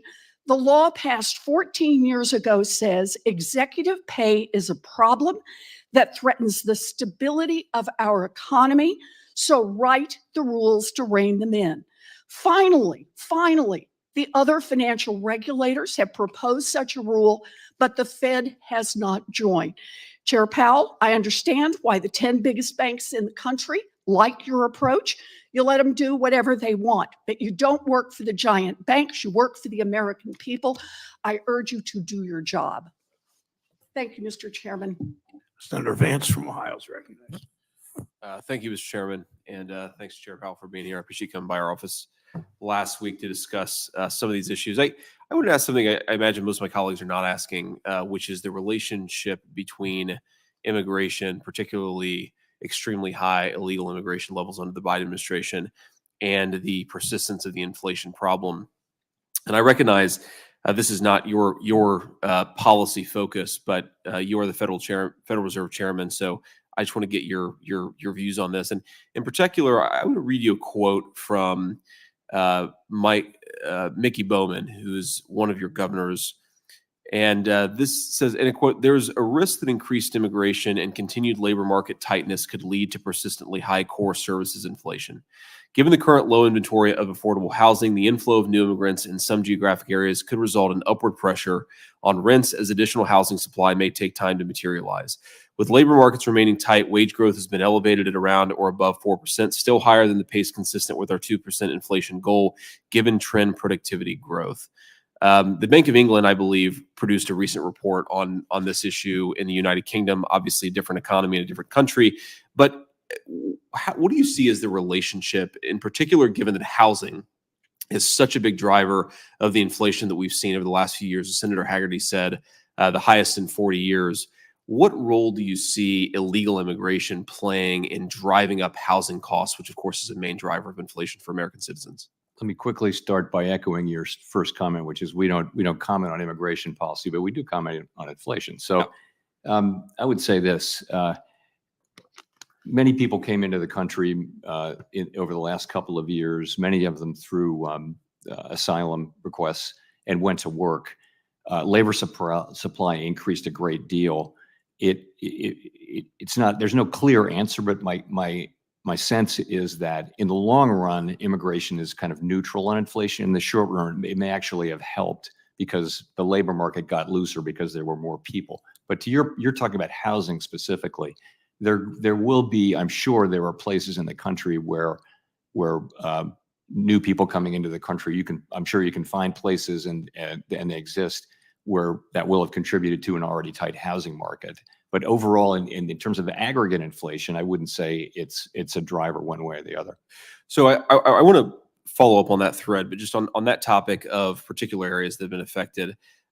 Chairman Brown, I'd like to ask unanimous consent to submit a letter for the record from the city of Springfield in our state, the southwestern part of our state, which I think highlights a very real example of this particular concern, straight from the horse's mouth itself. And now this letter, I want to quote from it. "Springfield has seen a surge in population through immigration that has significantly impacted our ability as a community to produce enough housing opportunities for all. Springfield's Haitian population has increased 15 to 20,000 over the last 4 years in a community of under 60,000 previous residents, putting a significant strain on our resources and ability to provide ample housing for all of our residents." And end quote there. And Mike, No objection. So thank you. In my conversations with folks in Springfield, it's not just housing. They're trying to build 5,000 new housing units, which is a very Herculean task in a town of about 55,000 people. But it's also hospital services, it's school services, there are a whole host of ways in which this immigration problem, I think, is having very real human consequences. But I want to go back to just one other question, Chair Powell, on this immigration and labor supply question. So One of the euphemistic ways in which economists, I think, sometimes talk about labor supply and immigration is they'll say something to the effect of, well, an increase in labor supply has put downward pressure on labor prices. And what they're effectively saying is that increased immigration has put downward pressure on the wages of American workers. I wonder, when you hear sort of your colleagues and other economists outside of the Fed talk about the influx of immigration and the fact that it, I think, admittedly has put downward pressure on wages. Okay, so there obviously that has put some downward pressure on inflation, but it also puts downward pressure on the wages that people earn to pay for their families. Why do we see that as a good thing? Or maybe that's wrong. Maybe the premise is fundamentally incorrect. But why do so many economists treat an influx of new labor as a good thing? If labor is constrained, labor supply is constrained, doesn't that lead to rising wages for American workers? So I'm certainly not trying to put a value judgment on it. I will say, though, this is all happening over the last couple of years in a context of an extremely tight labor market, now a little bit less tight, significantly less tight, but you've got a worker shortage. You've got businesses who have jobs that are open. You have, more than one job opening for every unemployed person. So you've got a very tight labor market, and it's addressing that. And we're having wage increases are still very high, but they're coming down to a more sustainable level. Fair. And Mr. Chair, I know I'm over time. Could I just one more question on this? Thank you. I understand your point, Chair Powell. And again, I'm not ascribing value judgments to you, but if we say we have a really tight labor market and we say that there are more than one job openings per worker, there are two ways you could plausibly solve that, probably more than that, but two obvious ways you could plausibly solve that. One is through a new influx of workers via the immigration system. Another way is by raising wages and bringing some of the workers that are on the sidelines. I think specifically of the 7 million prime age men that have dropped out of the labor force. Like, why isn't that more the focus of policymakers rather than, you see a labor shortage, rather than bringing in a large number of new immigrants, why not try to boost wages in a way that brings some of those workers off the sidelines? That seems to be a much better focus from my perspective. Certainly, that's a very constructive focus. I would agree. It's not, I don't think it has to be one or the other. Thank you, Mr. Chairman. Senator Van Hollen from Maryland's recognized. Thank you, Mr. Chairman. Chairman Powell, it's good to see you. And let me first applaud you and your team at the Fed for, at least so far, being on track to bring down inflation without, so far, triggering a surge, big uptick in unemployment. But you know very well that that's a risk if the Fed does not act with full awareness of that danger. When you were here in March, you said that you were, quote, well aware, unquote, of the risk to unemployment of waiting too long to cut rates and, quote, very conscious of avoiding it, unquote. Since then, we have seen a slowing in the economy and a rise in unemployment. I'm just reading something today, an analysis with Diane Swank, KPMG's chief economist, who summed it up by saying, quote, the ice is thinning, red flags are emerging for the U.S. economy, unquote. The engine of the economy, the labor market, is cooling faster than previously known. The unemployment rate is above 4% for the first time since 2021. It is taking workers longer to find jobs. Economic activity in the service sector, which is responsible for 2/3 of economic growth, slowed in June. So my question, Mr. Chairman, is how do you take all of these factors into account? Do you share my concern that as of today, there is a real risk of an increase in unemployment larger than is currently on your radar screen? Yeah, I mean, absolutely. I do, even more so than in March when we were here, see that. So we've seen, and I think the latest data show that labor market conditions have now cooled considerably from where they were 2 years ago. And I wouldn't have said that until the last couple of readings. And I would say also that for a long time, the risks were more that we would fail to hit our inflation target. I think the risks as to the two statutory targets we have price stability and maximum employment. I think those are coming much more into balance. My colleagues and I are looking at that, and we fully understand that we have to manage this process of administering the federal funds rate and deciding what to do with it in a way that manages both of those risks. And, the two mandates are equal under the law. And so, yes, we do get that. Well, I appreciate that. And I appreciate the fact that you've seen that that calculation change since you were last here, because I think the data indicates that we are at risk now of not acting soon enough to curb the increase in unemployment. And that if we allow that to go too long, we may see a real uptick there. And so I'm pleased that that is very, very much on your radar screen, and hope that that will be a really deciding factor as you and your other Fed colleagues determine what to do with respect to interest rates. And as has been said in the housing sector, we are seeing the continuing drag created by high interest rates. So that has been I think all of our colleagues, as you probably heard today, are really hearing from our constituents, understandably, about the very high housing prices. And it's slowed investment in other sectors like manufacturing as well.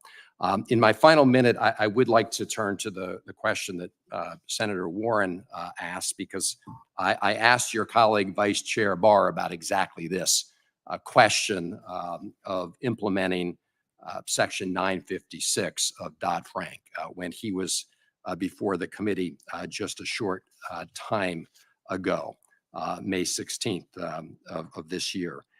And I asked him about why the Fed had not moved forward along with other agencies with respect to implementing what the law is and what the law has been for 10 years. NCUA has signaled their intent to propose a rule. The SEC has indicated that they're moving forward. I said to Vice Chair Barr that I've not seen any notice of proposed rule from the Fed. And can I get a commitment that the Fed will quickly begin to process implementing this law by issuing a notice of proposed rule? His answer was, and I'm quoting, "In discussions with my colleagues, it became apparent that at the board, we believe we need to conduct some further analysis before deciding what steps to take. We are committed to following the law, to implementing Section 956, but we have further work to do." Count me among those who are very frustrated that we're now 10 years after this law was passed. Vice Chair Barr committed to following the law. I'm sure, Mr. Chairman, you would commit to following the law. But why is it that it's taking the Fed so long to move forward with implementation of 956? So I like to look at the actual language of the statute when what it says is it calls on the regulators to make determinations about specific incentive compensation practices that cause excessive risk taking. And then, and we haven't done that. We did, that we put in place pretty serious guidance back in 2010 after putting it out for comment. We looked at all these questions. It's been in place for 14 years. We supervise on it. And, so the question I'm asking is, okay, let's go out and look at what the practices are that are happening now, not that are happening before the global financial crisis when it was obvious that things needed to be changed. And we put the guidance in place. It seems to have largely worked, certainly as it relates to the large firms. And then let's design something that is designed to the residual risk, as opposed to just taking something off the shelf from 15 years ago and doing that. So and we're working on that at the Fed now. And again, the statute requires us to prescribe regulations or guidelines to prohibit those things. And I want to do that. In a sense, we have done just very briefly. And when is it your testimony that the Fed has already met the requirements of? Okay, no, just want to make that clear. And we do look forward to the Fed moving forward. Thank you, Mr. Chairman.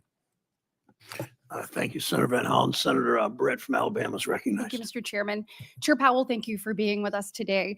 My colleague from Maryland actually just touched on something, but as I was listening to the exchange from my colleague from Massachusetts and her closing remarks, particularly about Dodd-Frank and 956, there was also a comment at the end where she mentioned you working for giant banks versus the American people. Now, I have a long list of questions I want to talk to you about, but I did want to get you to respond to that. Yeah, that's completely untrue. You know, the things that we're doing are consistent with our international obligations, and they're meant to be the best thing for the American economy. And that's really our only consideration. We have policy differences across various things, but, you know, we're all trying to achieve the best results we can for the people that we serve. Absolutely. Thank you. Chair Powell, I have repeatedly talked about my concern with long-term debt proposal and just think that it has not been well thought through. First, I have concerns that it blatantly undermines the tailoring requirement. And on that note, do you believe that 2155 will be applicable to the long-term debt requirement? I think it applies to everything. Absolutely. And on the long-term debt requirement, you know, we have voluminous comments that we're looking at carefully and thinking through the process of what to do about them. No, I appreciate that because I do believe that currently it lacks a real cost benefit analysis. And I think it really does need serious reconsideration. And additionally, when you take a look at it and its overlapping nature with Basel III, it seems inappropriate that we would move forward with a new long-term debt proposal, finalizing that rule when we don't even really understand what Basel III is going to mean for capital requirements for banks and obviously financial institutions. So my question for you is just that. Would it be inappropriate to move forward with the long-term debt proposal, finalizing that rule prior to Basel III being finalized as well? I don't know that I would give you, I can't give you a clear answer on that. It will depend. I mean, Basel III won't be finalized for some time, but that's not to say we wouldn't reach a place where people understand and accept and support what it is that we're doing. And then I think at that point, we could certainly move forward with other rules. I heard you mention to one of my other colleagues that probably by the time this all took place, it would be the beginning of next year. I would just say my concern, the Fed has said that the long-term debt rule will directly be impacted by the final Basel product. And so, you know, why would it be inappropriate or appropriate to move forward with that before banks can fully understand what they're facing from Basel? So I would just ask that y'all are thoughtful about that. These are a lot of things that people are dealing with and trying to really understand the implications of. And I think we have seen consistently that people are not taking a look at the cumulative impact of these things and not really taking a look at the trickle-down effect. And on that, on Basel, when you testified in March, you said the Fed was aware and fully considering the potential impacts of a proposal on our commodities markets. And I do want to talk about that. The commodities market, our agriculture industry is 1 in 5 jobs in the state of Alabama. It's 20% of our economy. I am a big believer food security is national security. And the proposal would increase hedging costs by 80%, meaning banks would be far less likely or inclined to offer clearing services. So this could have a detrimental effect to our agriculture community and increase other costs providing food and fiber for our nation. When you look at inputs such as feed, seed, fertilizer prices, those have skyrocketed and prices have ended up just getting passed down to the consumer. I mean, grocery prices are up 21% since January. So do you believe that the revised Basel proposal will alleviate these concerns that our farmers and our ag community have had about Basel III? And has the Fed done anything specifically to take a look at this? And if not, will you commit to doing so? So I don't want to get into the specific changes that we're going to make. I'll just say that we're very well aware of and very focused on that particular set of changes and, you know, paying close attention to the issues you've raised. I appreciate that. And I also hope that the Fed when you craft these types of regulation, you really consider the relationship between the economic impact and the ability of community banks to serve their communities as well. I have heard you mention that to another one of my colleagues, so I know that you're committed to doing that, but that is incredibly important to Alabamians and our main streets all across the state. In my last few seconds, I want to touch on one more topic. So finding solutions to expanding affordable childcare is a top priority of mine.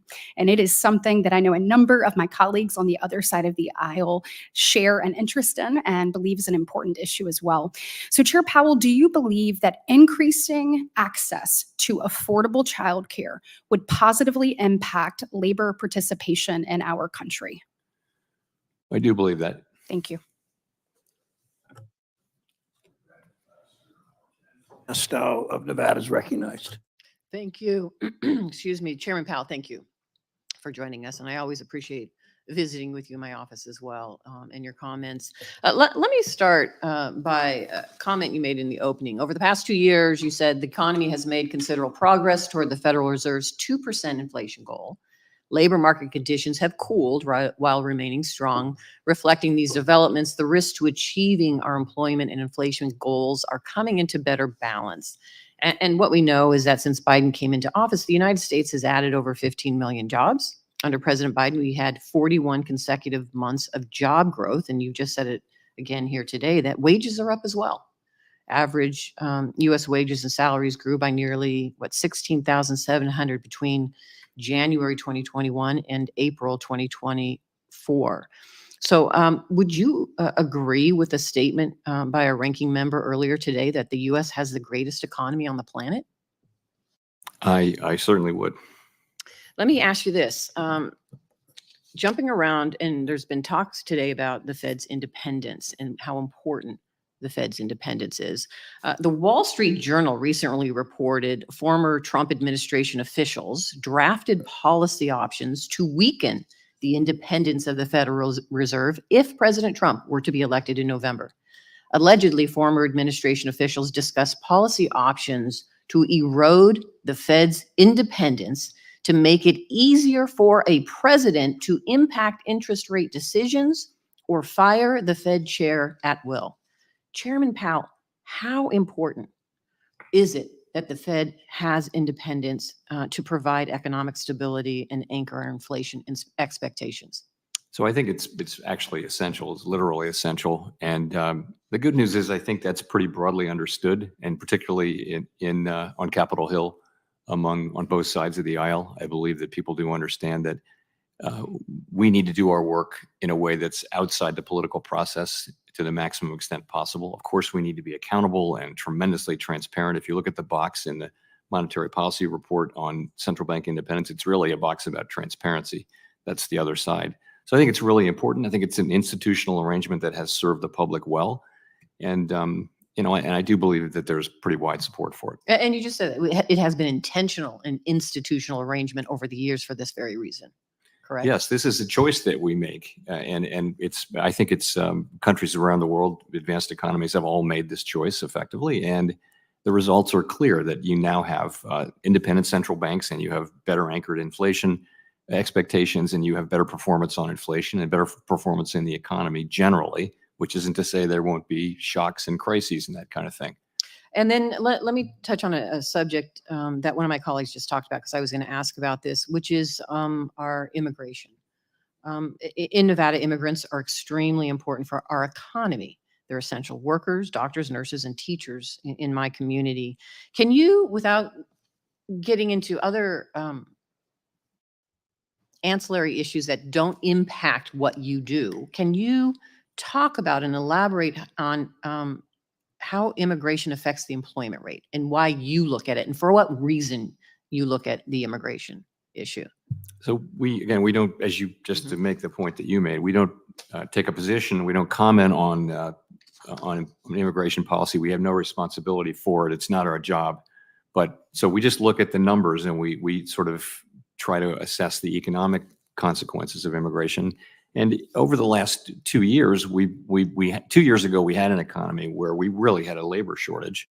And what's happened is we've had a wave of immigration, and many of those people have gone to work and gone to work legally through the asylum process. Not all of them. There's also a group that has not been legally processed, but many of this latest group have been have sought asylum and then gone through the process of getting a work permit. So what that means is that employers wanted workers, and there were more job openings than there were people actively seeking work or working. And so now you have a new supply of workers and they've filled those jobs. So we have a bigger economy, but it's not a tighter economy because labor supply has increased the economic capacity. That's just the arithmetic. That's not saying it's a good thing or a bad thing. There are And other so- policy choices that could be made and they're not for us to make. When you say greater economy. A larger economy. In other words, it has improved the growth of our economy. All right, the economy grew 3.4%, I believe, last year.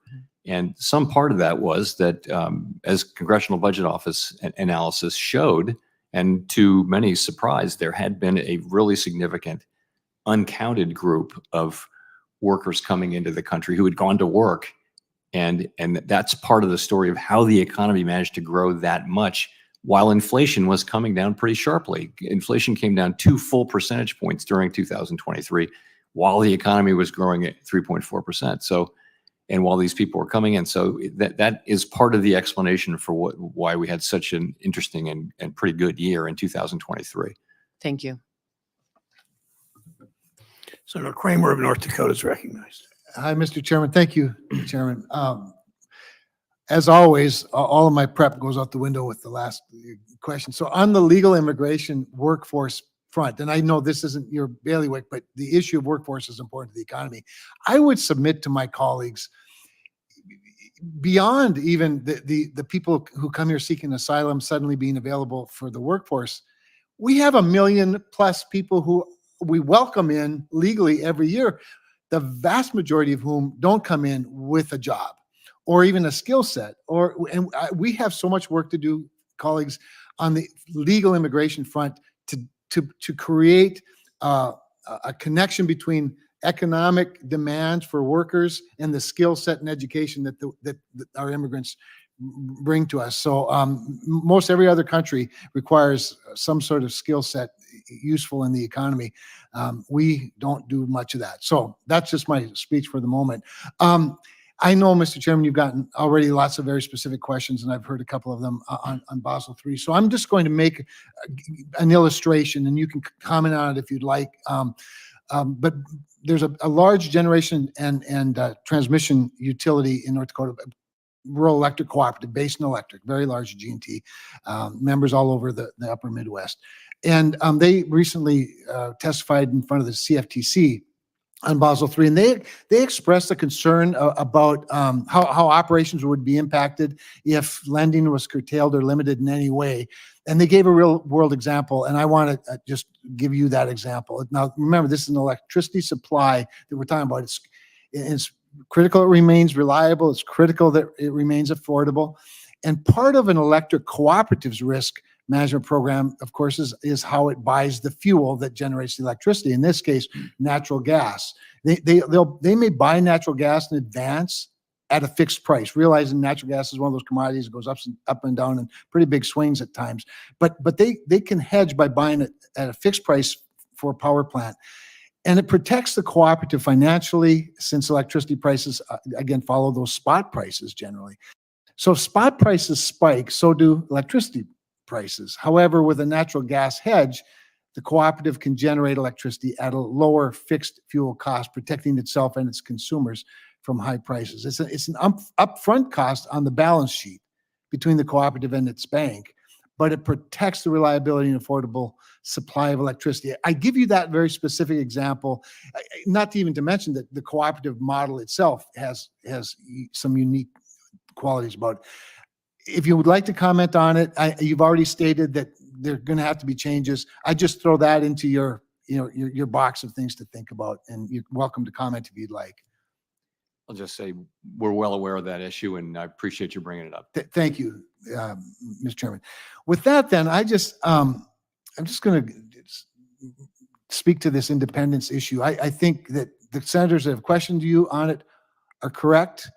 I share that concern, as you know, that the independence of the Fed is essential. I've resisted moves within my own party to change it. But those moves are very narrow and not very, I don't think, very realistic. And I appreciate you pointing out that from what you can tell, at least on Capitol Hill, we're all pretty much united on that front. Perception does matter. It matters a great deal. And you and I have had discussions over the years on, you were very, You admonished us strongly as Congress to spend what we needed to spend to get through the pandemic and to maintain the economy. I think you were right to do that. You were just as aggressive in not responding to calls to rein it in a little bit when Democrats brought the Inflation Reduction Act and the American Rescue Plan to the forefront. And I think really basically hijacked the economy and put fuel on inflation.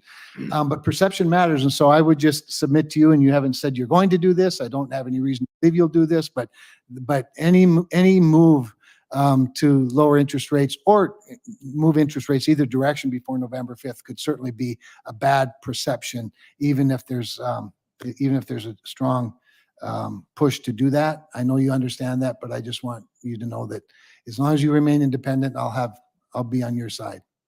I think neutral is a good place to be. And by the way, you have one of those jobs where being boring is one of the most noble things you can be. So great job. Thank you. We do our Thank you, best. Mr. Senator Kramer. Senator Warnock is recognized, who is decidedly not boring.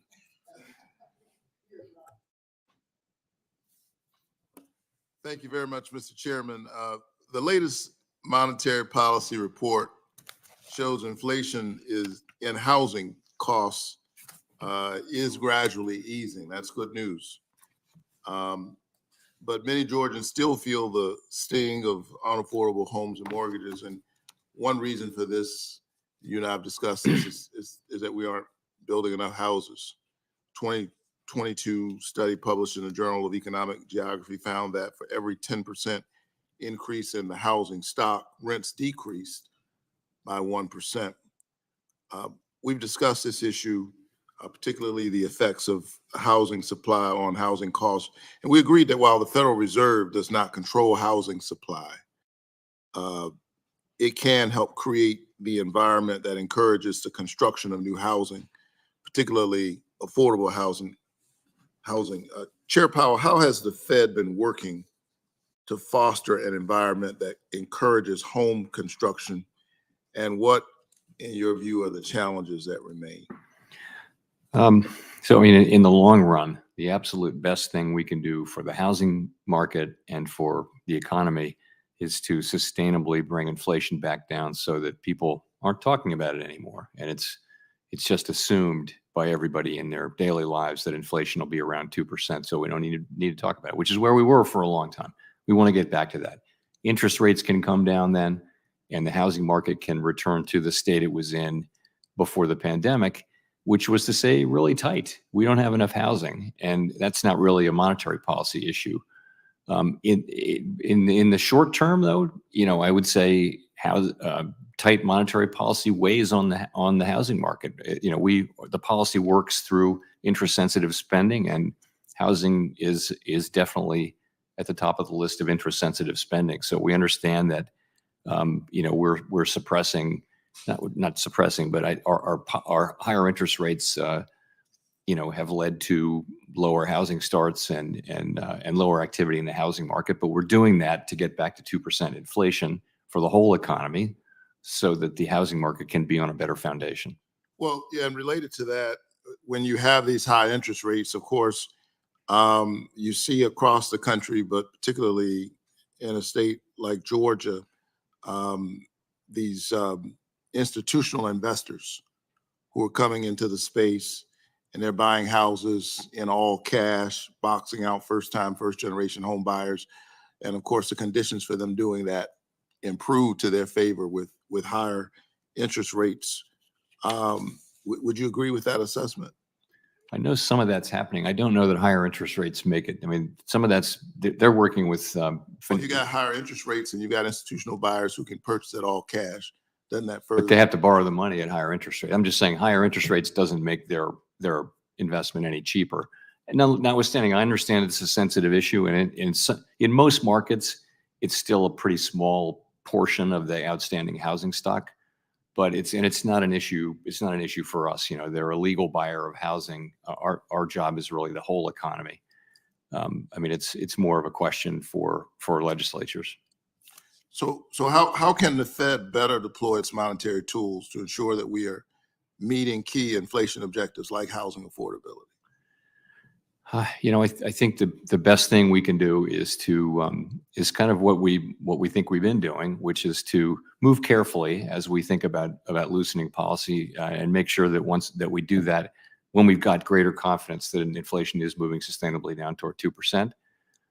We're also keeping a close eye on the labor market, and if we see unexpected weakening there, then we could respond to that too. But that's really the best thing we can do for the whole economy, and very specifically for the housing market too. You well point out that you're limited in terms of your influence there, and there is a role for Congress, to be sure, which is one of the reasons I wanted to be on this committee to introduce a down payment toward Equity Act with my colleague Senator Butler. This bill would help first-generation home buyers compete with Wall Street institutional investors by helping with down payment costs, closing costs, and costs to reduce interest rates. I look forward to continuing productive conversations with you and looking at how we can make housing more affordable for all Americans. If I'm running out of time here, but one of the other concerns that I maintain is with respect to reducing the racial wealth gap. Is this issue around home appraisals. And the Fed is part of the interagency task force on property appraisal and valuation equity. What expertise and perspective has the Fed brought to this task force?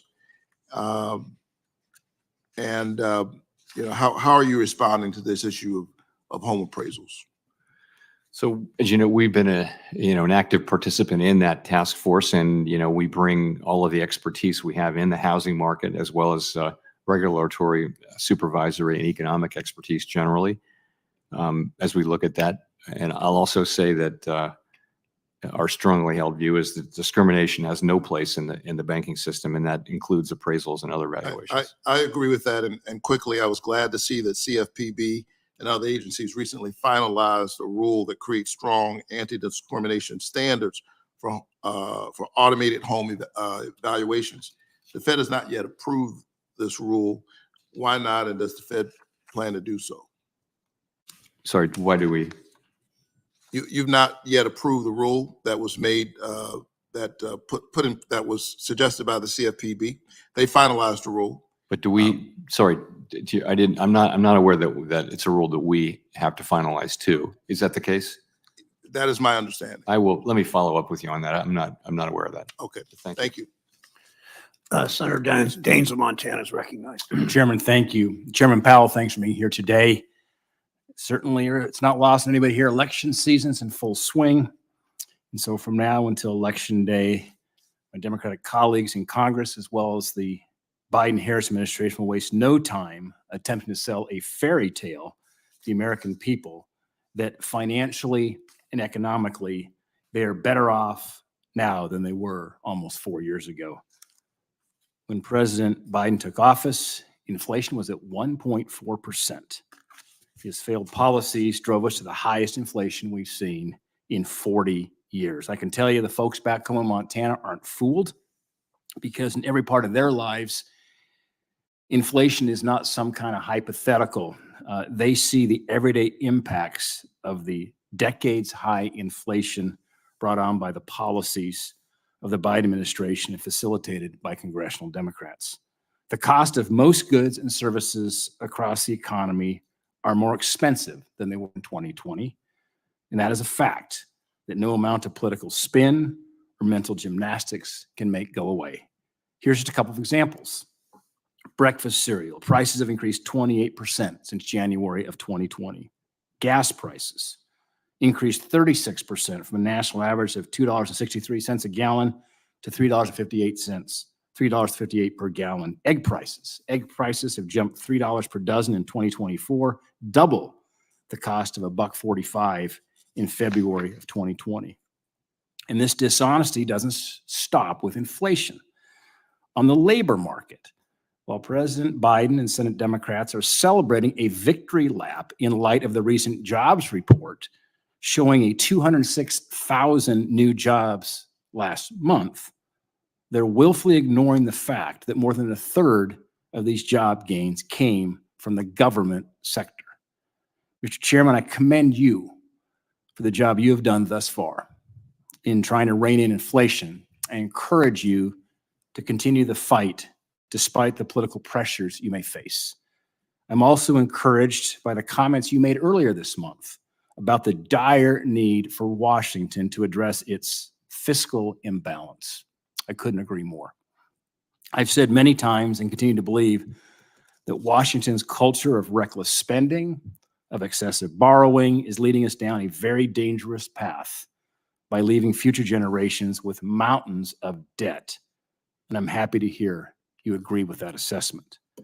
Mr. Chairman, given that it's an election year, you're undoubtedly facing immense political pressure to lower rates.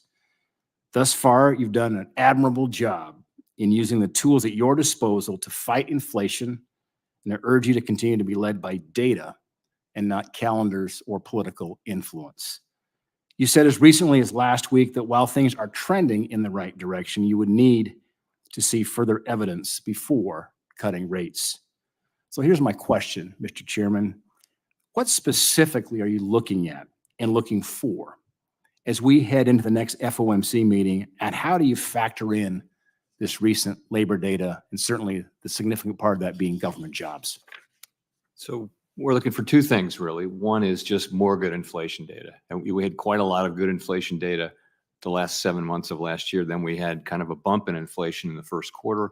And now we've had one good and one very good inflation reading. And we need more good data so that we can be confident that what we're seeing is really, that's where inflation is going, that it's going back down toward 2%. We don't need to see it at 2%. Right now we're at 2.6%. So that's on inflation. On the labor market, to your question, we've seen that the labor market has cooled really significantly across so many measures, and a number of people here today have pointed them out. And the unemployment rate has moved up.